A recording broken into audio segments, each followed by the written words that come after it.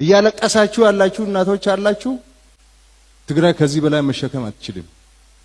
ምንም ብንታገስ ከተጠቃን እንደ ዳግማዊ ሰሜን እዝ ከሆነ መከላከላችን አይቀርም። ጦርነት እኛ ብቻ ማስቀረት አንችልም። በቀደም በወሎ ሰሜን ወሎ ግንባር ፋኖ ጋር ተቀናይታችሁ ገብታችሁ እቅድ አውጥታችሁ አመራር እየሰጣችሁ ተዋግታችኋል። ግን ዝም ብለናችኋል። ምክንያቱም ኃላፊነት አለብን። እኛ መንግስት ነን። ለትንኮሳ ሁሉ መልስ አንሰጥ።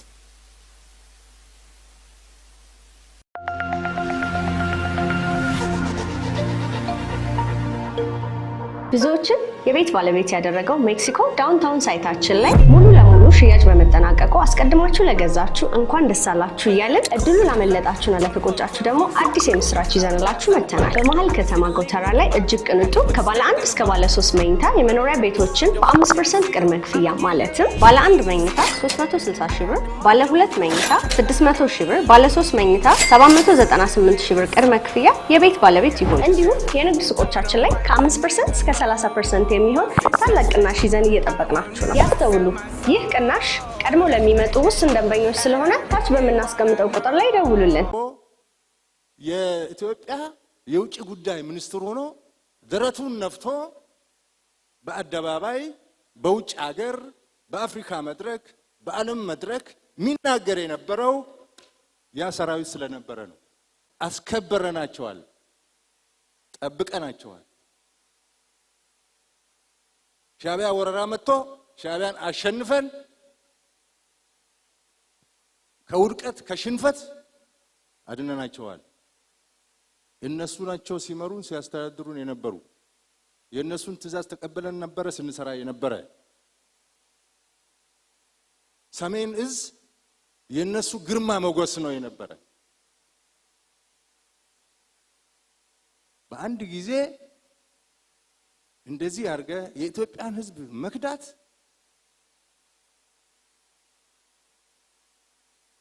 የታሪክ ጠባሳ ነው። የታሪክ ጠባሳ ነው። ከ4 ኪሎ በረህ መቀሌ ሄደህ ሴራ ሰርተህ ዶልተህ ሕዝብ አደናግረህ በዘረኝነት ቀስቅሰህ ሰራዊቱን አፍርሰህ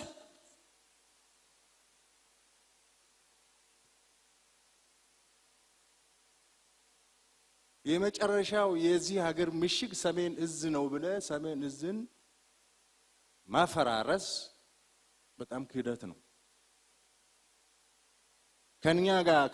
ከኔ ጋር የበሉ ጀነራሎች አሉ። ከኔ ጋር ጓደኛ የነበሩ ጀነራሎች አሉ።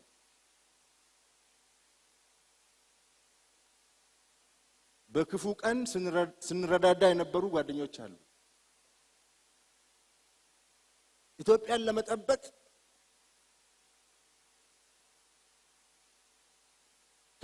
ከኛ ጋር ሆነው አብረን ሆነን ሐሳብ ስናንሸራሽር የነበራቸው ሰዎች አሉ። በአንድ ጊዜ ተገልብጠው ጠላት ሆኑ። ማላይ ኢትዮጵያ ላይ አንድ ምነግራችሁ ነገር ትንሽ የተድበሰበሰ ነገር ጦርነቱን ማን ጀመረው የሚለው ነው። ያን ጊዜ እኮ 2013 እኮ መንግስት አዲስ ነው። በእግሩም አልቆመም። ሰራዊቱንም አልገነባም። አንድ ጥይት አልገዛም። ራሱም አልተረጋጋም። ሁሉም ፖለቲከኛ ነኝ ባይ እየወጣ በየዞኑ የሚበጠብጠው የነበረ መንግስት ነው። ታስታውሳላችሁ? ሻሸመኔ ሲቃጠል፣ አጫሉ ሲሞት፣ የቡራዩ የአብዲ ኢሌ የሲዳማና ወላይታ ግጭት የአክቲቪስቶች በየጊዜው የሚፈጥሩት ረብሻ እዛ ውስጥ ነው የነበረው ያ መንግስት ይሄንን ትቶ ሰሜን ማነው ህወሓት ላይ ጦርነት ከፍታለሁ ብሎ ሊያስብ አይችልም። እንደዚህ አይነት ታሪክ የለም። ጦርነት ተዘጋጅተህ ነው እንጂ ሳትዘጋጅ፣ ጦርነት መቀመጫህን አስተካክለህ ነው እንጂ መቀመጫ ሳይስተካከል አታውጅም። ሁለተኛ ታሪካዊ ጠላቶች ባንዳ ቀጥረው ይልኩ ስለነበረ ቀላል የማይባል ኃይል እዛ መድበናል። እጃችን ላይ የቀረው እዚህ ግባ የሚባል ኃይል አይደለም። በዛ ላይ ደግሞ የሰጠነውን ግዳጅም አልጨረሰም። አንዱን ሲያበርድ አንዱ ይነሳል፣ አንዱ ሲያበርድ አንዱ ይነሳል፣ አንዱ ሲያበርድ አንዱ ይነሳል። መንግስት አዲስ ነው። እንዴት አይነት መንግስት ቢሆን ነው በዚህ ሁኔታ ውስጥ ጦርነት የሚያውጀው? እነሱ ናቸው መንግስት አዲስ ነው፣ ደካማ ነው፣ መሬት አልነካም፣ ሰራዊቱ እኛ የገነባነው ነው፣ አብዛኛው የኛ መኮንኖች ናቸው፣ የጎደለንን ትጥቅ ሰሜን እዝን በመምታት ካሟላን ማንም አያቆመንም ብሎ ጦርነት የጀመሩ እነሱ ናቸው። ከጀመሩ በኋላ ነው እኛ የተሯሯጥ ነው። መሯሯጥ በለው ከጀመሩ በኋላ ነው የተሯሯጥ ነው። 250,000 ጦር አዘጋጅተው ለፈረንጆች ሪፖርት አድርገዋል። ይሄ አዲስ የመጣው መንግስት በአንድ ጊዜ እንጠራርገዋለን ብለው ሪፖርት አድርገዋል። ነጮች ይቅርባችሁ አትችሏቸውም ብለውናል። ይቅርባችሁ አትችሏቸውም። 250,000 ሰው አዘጋጅተዋል። ድሮም ደርግ አሸንፈዋል። እነዚህ አይቻሉም፣ እጅ ስጡ ነው ያሉን ፈረንጆች። እጅ መስጠትማ የወላጆቻችን አይደለም። እጅ ከመስጠት አንድ ቀን ማደር የለንም መሞት አለብን ብለን ነው ወደ ውጊያ የገባ ነው። እንትና የተናገረው ትክክል ነው። እዚህ ማን ነው ስሙ? ሴኩ ቱሬ ሐቅ ነው የተናገረው። ያን ጊዜ መላው ህወሓት አጨብጭቧል። በኋላ ሴኩ ቱሬ ከሞተ በኋላ ጦርነቱን እናንተ ናችሁ የጀመራችሁት የሚል የዲፕሎማሲ ጫና ሲመጣ ሴኩ ቱሬንም ካዱት። ተናገር ብለው ያስወጡት ግን እነሱ ናቸው። እነሱ ቃል አቀባይ ነበር። አንድ መደባለቅ የሌለበት ነገር ስለዚህ ክደትና አስነዋሪ ታሪክ ስናወራ እያወራን ያለነው ስለ ህወሓት ነው። ስለ ትግራይ ህዝብ አይደለም። ህወሓትም በሙሉ አይደለም። ህወሓት ራሱ በሙሉ አይደለም። ምክንያቱም አንዳንድ ጊዜ ነገሮች ጅምላ የሆኑና አገር የሚጎዳ ድምዳሜ ላይ ይደረሳል። እኛ እኮ ህግ ማስከበር ብለን ራሳችንን ለማከላከል መልሰን ስናጠቃ የትግራይ ህዝብ ምንድነው ሲል የነበረ? ምን አይነት ክደት ነው? እንዴት እንደዚህ ይደረጋል እያለ በልጆቹ ያፍር ነበር። እኛ ተመልሰን ስንገባ አጨብጭቦ ነው ሲቀበል ነበር። እንደ ተበደልን ያውቃል። ህወሓት በሰራው አፍሯል፣ አንገቱ ደፍቷል። ይገርማቸዋል። መቀሌ እስክንገባ ድረስ አንድ ትንኮሳ አልነበረው። የትግራይ ህዝብ ጦርነቱን አይቀበለውም። የሰሜን ህዝብ እዝን ክደት አይቀበለውም። እና ይሄ መካድ የለመደ የአንድ ካዲ ጉጅሌ ስራ ነው አርገን ነው መውሰድ ያለብን። ያ ጉጅሌ ደግሞ ከጀመረ 50 ዓመቱ ነው። ሻዕቢያ እሱን ቀጥሮ ኢትዮጵያን ወግቶ ባህር በርና ያሳጣንና አገር ያስገነጠለ ካዲ ነው። ኑ እንታረቅ ብሎ የፖለቲካ ድርጅቶችን በእርቅ መድረክ ጋብዞ በሬ አርዶ ያረደ ካዲ ነው። ሰሜን እዝ ላይ ደገመውም እሱ ነው። አሁንም በየቀኑ ይክዳል።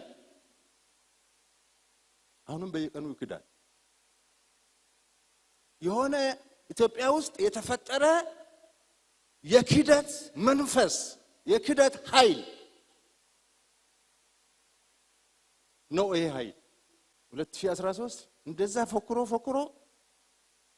ጦርነቱን ለኩሶ ጀምሮ የሆነውን ውጤት ያውቃል። ልክ እንደ 2013 ዛሬ በ2018 መፎከር የለበትም። ያኔ እንኳን ቢፎክር ያምርበታል። ሁሉ በእጁ ሁሉ በደጁ ነበር። አሁን እንደዛ አይደለም። መፎከር ዛሬ የሚፎክሩ ጀነራሎችን የዛሬ ፉከራ በትግራይ ህዝብ ዘንድ ጎበዝ ጀግና አያስብልም፣ አያስገኝም፣ ጀግንነት አያስገኝም። የትግራይ ህዝብ ይልቅ መውጫ መንገድ ነው የሚፈልገው። አሁን ከገባበት መውጫ መንገድ ነው የሚፈልገው። ጦርነቱን በበቃኝ ከጨረስክ በኋላ ባክ ተመልሰ መፎከር ትክክል አይደለም። ህዝቡ አሁን ተለይቷል። ራሱ ተዋጊው አሁን ተለይቷል። አሁን ብቻ የመቅረት ዘመን መጥቷል። ከፍተኛ ስጋት ነው ያለው። ስለዚህ ይፎክራል። ጄኖሳይድ ፈጸመብኝ ሲል ከነበረው ሻዕቢያ ጋር አሊያንስ ይፈጥራል። ሉክ ይሄ ራሱ ክደት ነው። ሌላ የክደት መልክ ነው። ጄኖሳይድ ፈጸመብኝ ስትል ከርመህ እንደገና ሻዕቢያ ወዳጃችን ነው፣ አሊያንሳችን ነው፣ ከኛ ጋር ይቁም፣ አብረን እንሰራለን፣ ኢትዮጵያን እንከዳለን፣ ኢትዮጵያን አብረን እናዳክማለን የሚል ነገር እየተካሄደ ነው። እኛ ጦርነት የምንፈልግ ሰዎች ቢሆን ኖሮ ከፕሪቶሪያ በኋላ ህወሓት የሰራቸው ትንኮሳዎች፣ እምቢባይነቶች በቂ ናቸው ወደ ጦርነት ለመግባት። ከበቂ በላይ ናቸው። የጦረኛ መንግስት ቢሆን ኖሮ ጦርነት የሚናፍቅ ቢሆን ኖሮ ጦረኛ መከላከያ ሰራዊት ቢሆን ኖሮ እስከ ከፕሪቶሪያ በኋላ ህወሓት የሰራቸው ትንኮሳዎች፣ ስራዎች፣ ሴራዎች በቂ ናቸው። ከሻዕቢያ ጋር ጽምዶ ብሎ ቦርደር ሰብሮ መሄድ እኮ ጸረ ህገ መንግስት ነው። ተፈናቃይ አለቅም እኔን ተሸክሞ ካልገባ ማለት እኮ ጸረ ህገ መንግስት ነው።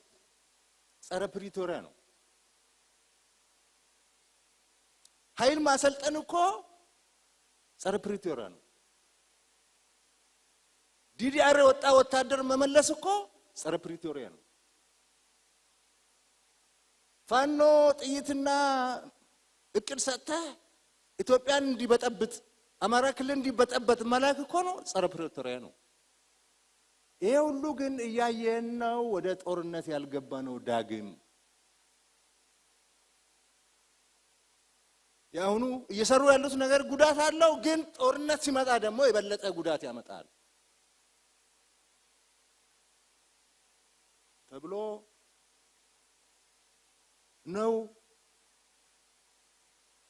በጊዜ ሂደት ብዙ ቀልብ የሚገዛ ሰው ይፈጠርና ይሄ ቀልብ የሌለው ተንጓሎ ይቀራል በሚል ነው ይሄድን ያለን።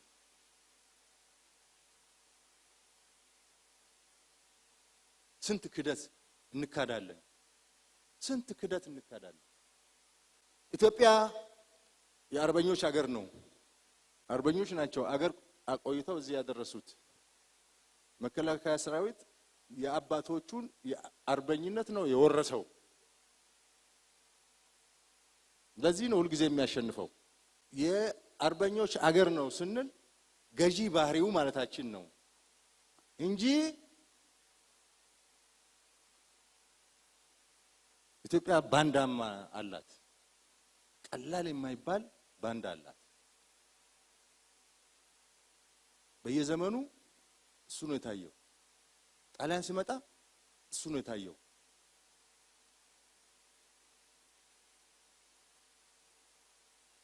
ዚያድ ባሬ ሲመጣ እሱ ነው የታየው። ግብጽ ሲመጣ እሱ ነው የታየው። ቱርክ ሲመጣ እሱ ነው የታየው። ደርቡሽ ሲመጣ እሱ ነው የታየው።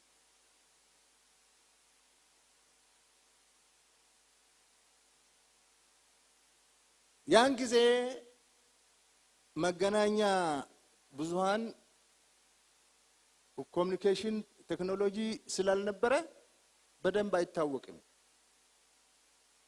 አሁን ግን የግሎባላይዜሽን ዘመን ስለሆነ የሚደበቅ ነገር የለም።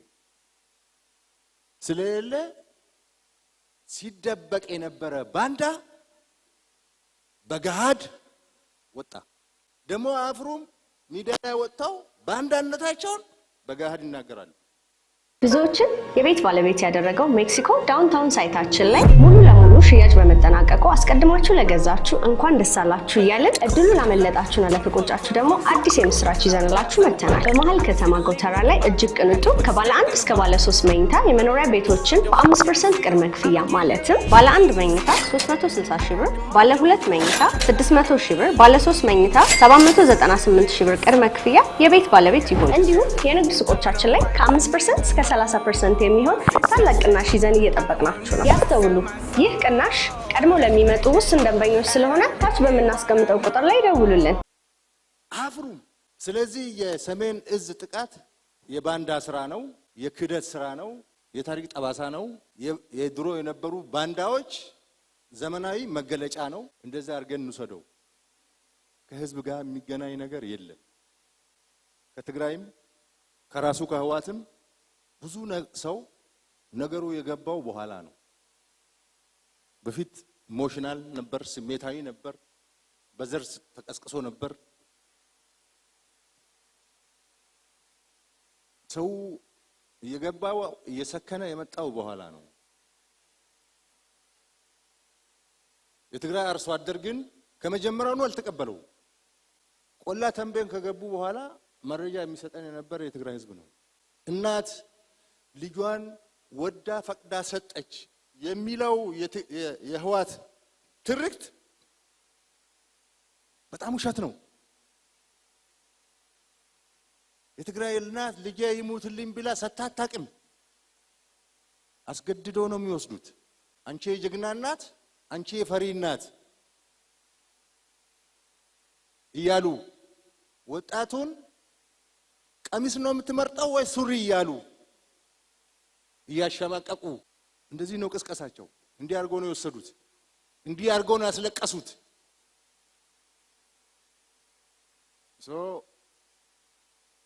ካሁን በኋላም እናስለቅሳታለን በሚል እየሰሩ ስለሆነ የትግራይ ህዝብ ራሱን ነፃ ማውጣት አለበት። የህዋት ጉጅሌ ወንጀለኛው ጉጅሌ የትግራይን ህዝብ እጣ ፈንታ መወሰን የለበት። ትግል የጀመራችሁ ትግራይ ሰላም ያስፈልጋታል ብላችሁ ተደራጅታችሁ ተሰባስባችሁ መታገል የጀመራችሁ አላችሁ።